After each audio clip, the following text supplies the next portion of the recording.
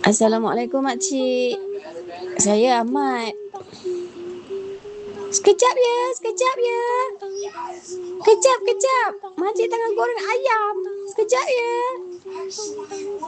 Waalaikumsalam. Kenapa Ahmad? Makcik, saya ada jumpa kucing kat tepi ni. Makcik punya kucing ke? Bukan. Makcik takut dengan kucing. Kucing banyak bulu. Takutlah. Kenapa?